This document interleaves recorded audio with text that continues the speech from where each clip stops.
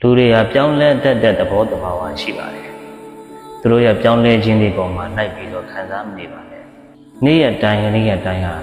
ပြောင်းလဲခြင်းတွေကတစ်ခုပြီးတစ်ခုစက်တိုက်ဖြစ်နေတာပါ။သူငါ့ဘောအရင်ကတော့မကောင်းတော့ဘူး။သူငါ့ဘောကိုအရင်ကတော့ဘေးမဆိုင်တော့ဘူးဆိုပြီးတော့သူတစ်ပါးရဲ့ပြောင်းလဲခြင်းအပေါ်မှာလိုက်ပြီးတော့မခံစားပါနဲ့။တန်ရောစင်တွေကြီးနေသေးသေးဆန်းလန်းခြင်းတွေကြီးနေသေးသေး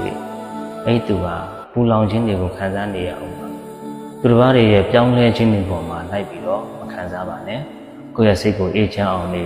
အမိခိုတွေကင်းအောင်နေတန်ရောစင်တွေနဲလေလေအစွမ်းလန်းတွေနဲလေလေအဲ့ဒီသူဟာအေးချမ်းမှုတွေရလေလေပဲတန်ရောစင်ကြီးရင်ကြီးတဲ့လောက်စွမ်းလန်းမှုတွေကြီးရင်ကြီးတဲ့လောက်သူဟာနာကျင်မှုတွေခံစားရမယ်အဲ့တော့ပြောင်းလဲခြင်းတွေကိုလက်ခံပါသူတစ်ပါးရဲ့ပြောင်းလဲခြင်းတွေမှာလိုက်ပြီးခံစားပါနဲ့မိမိရဲ့စိတ်ကိုအေးချမ်းအောင်မိမိရဲ့စိတ်ကိုကုသိုလ်တွေရအောင်ပဲကိုယ်ကိုယ်သာအောင်စိုက်ပြီးတော့ဘဝမှာနေထိုင်ဖြတ်သန်းပါ